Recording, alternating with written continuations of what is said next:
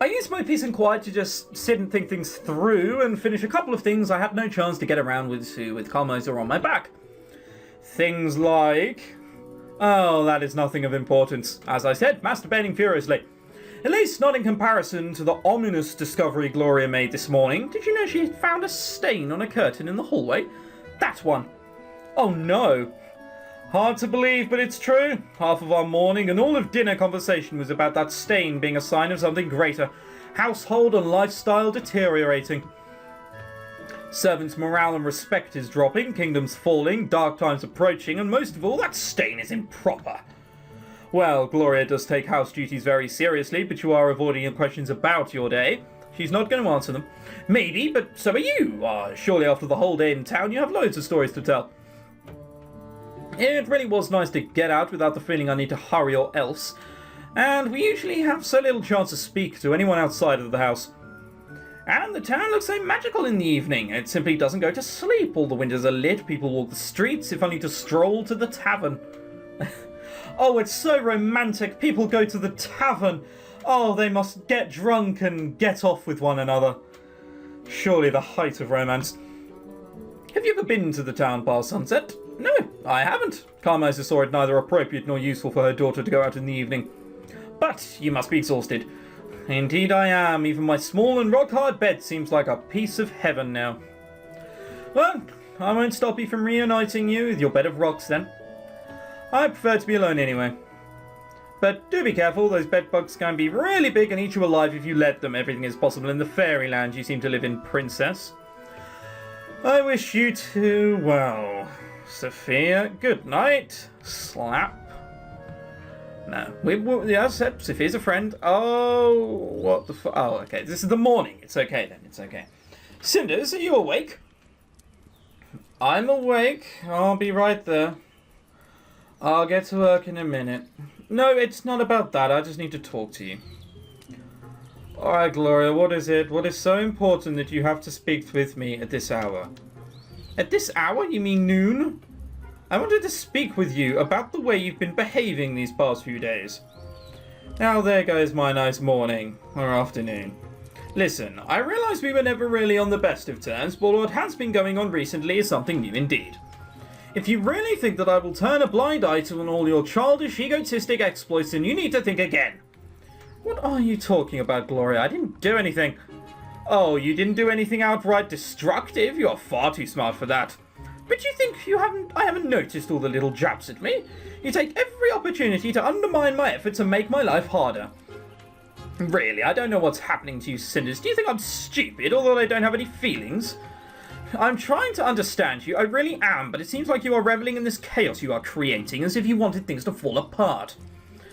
Despite the efforts of all of those who want to keep things together. This is where we differ, Gloria. True, our relationship was never civil, but I'm beginning to understand why. We may be a family, but we are not alike. All I'm trying to do is survive in this madhouse as unscathed as possible. What seems like chaos to you is freedom for me.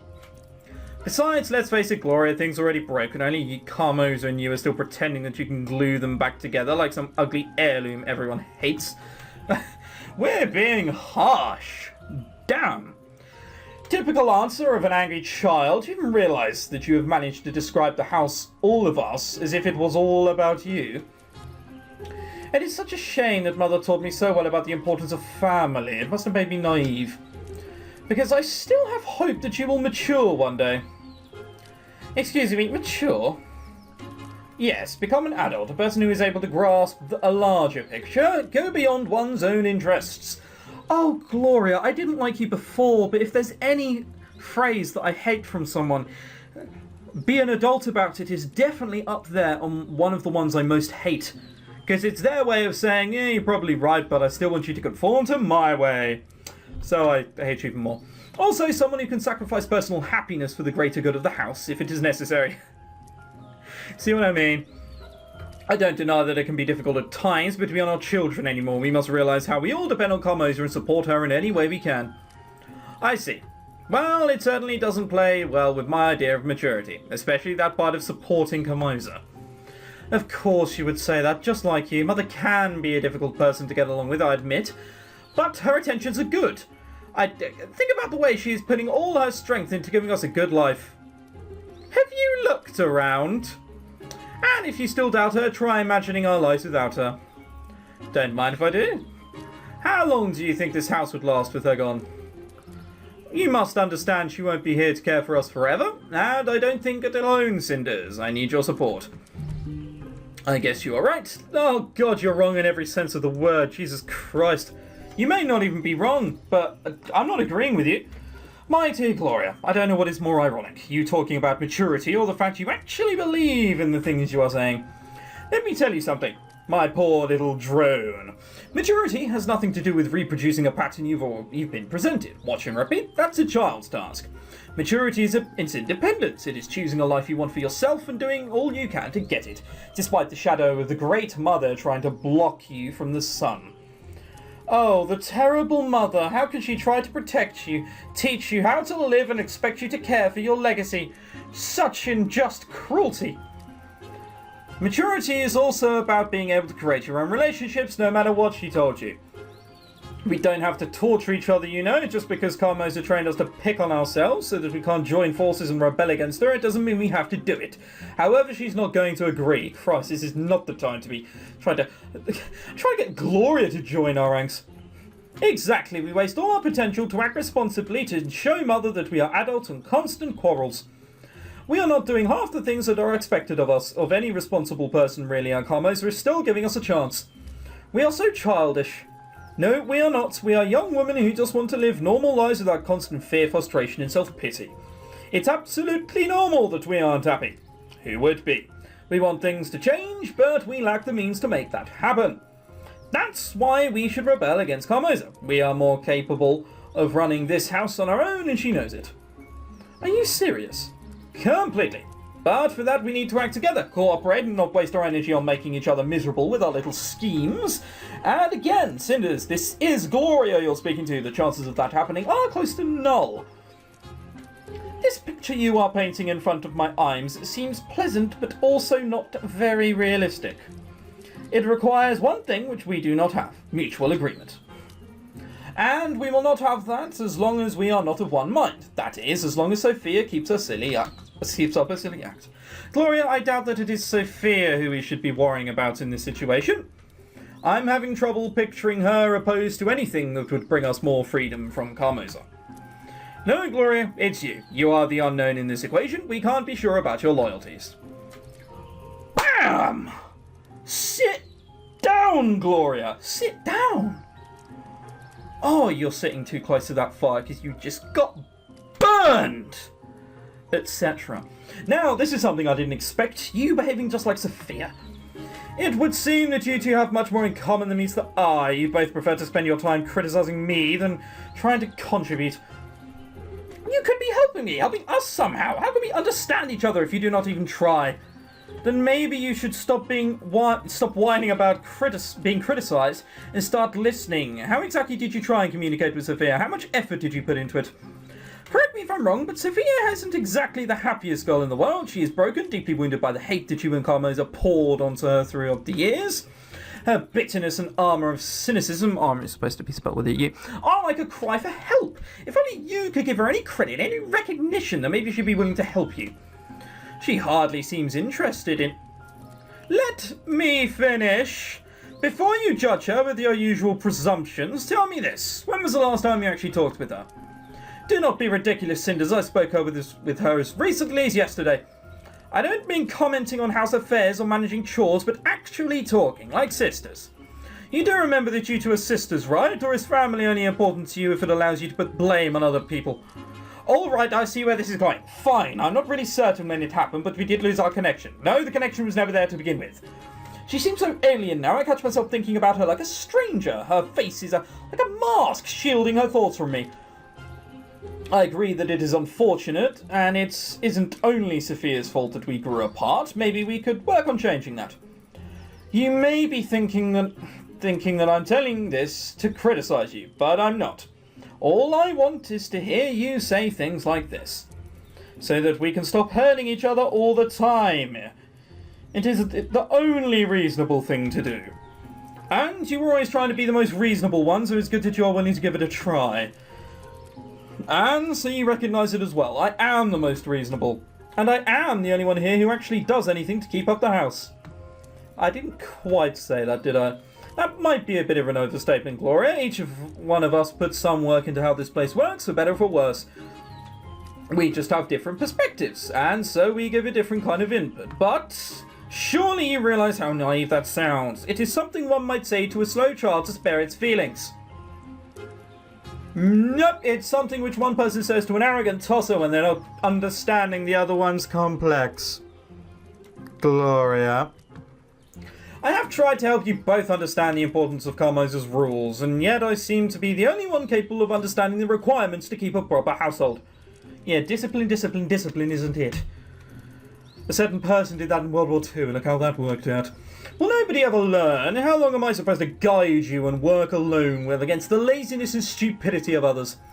Hasn't it ever occurred to you that you might not have all the answers? Because that's the root of the problem right there. You try to be our teacher or a disciplinarian. You have no knowledge that we lack, nor a higher status, and you are not our mother. Stop trying to imitate Carmosa. Is this how you think a sister should act? How should I know? Do any of you act like one towards me? I can't fight back. She's being a twat, but if I fight back, that's just completely irrational. Reason! I don't fucking apologise. Oh, such a debate skills you have. Attacking me as a person clearly proves you are the reasonable and logical one. I'm not the one at fault here. You are not the only one at fault here. We all are. Reason dictates that all the sides of a conflict contribute to its current state. And so we all did. Let us assume that this is correct. What would you propose then? Then Sophia and I would have to admit we were wrong to attack you and hinder your efforts to take care of the house. Oh, so true. You, on the other hand, would have to admit that you blindly mimicked Carmosa rather than using your own reason and abilities to best take care of the house. We all need to change our ways if things are to improve. Blame is not important. Refraining from our old habits and working together is. That does conjure up a good image. I think I'd like such a change. One thing though. Do you really think I mimic Carmosa?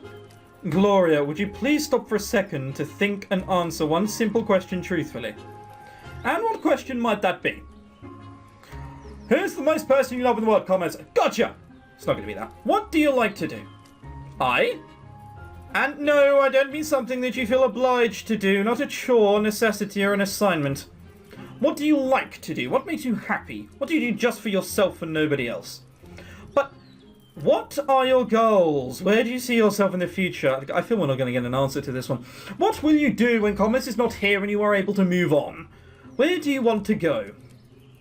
I do not know. I just want to make everything better. This house should work as intended, and it should do so because of me. I want to make everyone happy and keep it all together. Fine, and when will you accomplish that? And when you accomplish that, well then, imagine the house is running smoothly, Carmosa is proud of you and relaxed, all task complete. What would you make do with all your free time then? I do not know what to say. Indeed, such a situation seems highly unlikely to occur, so I have not given it any thought. Who are you? What do you know about yourself? Earth to Gloria! I do not know. I do not know why you are so mean to me. All I did was come here with an open mind to talk to you, find some mutual understanding. You get no understanding because there is nothing to understand. You came here to reenact Carmosa in a statement of superiority. That is not true. I did indeed try to get through to you. You simply would not listen. You didn't either get through to me. You came here with your air of superiority to boost your own conviction. You don't care about myself or Sophia. All you care about is you.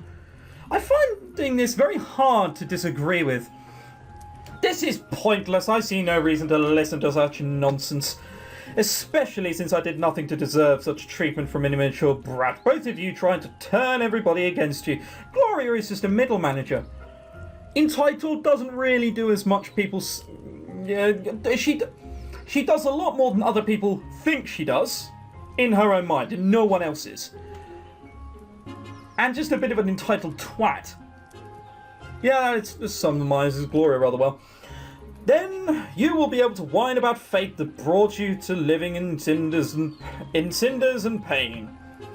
I must have had some kind of huge lapse of judgment to even consider treating you as a mature woman. Oh, look who's talking. Do you even understand the word mature, or is it something you repeat after Carmosa? Fine, Cinders, get out, enjoy your freedom while it lasts. You have one more day till Carmosa returns, and I will not stoop to debating with the order of things with you any further, or nor try to teach you. You can go and do as you please for today. We'll see where your freedom gets you. Can I just say, sentence summarizes her. Nor try to teach you. I will not stoop to try to teach you. That's why I don't like you. Oh, ha ha, we both know you are powerless to stop me from leaving the house, or from doing anything for that matter, so you can stop pretending. Or did you grow accustomed to pretending too much? Pretending to have control, to be self-confident, to be Carmosa? I do not have to listen to this. Goodbye. Well, that went well. I can only say that I tried my best and Gloria was a bit of a bastard. Yes, I may have not been as understanding as most, but yeah, she's a bitch. No one likes her anyway.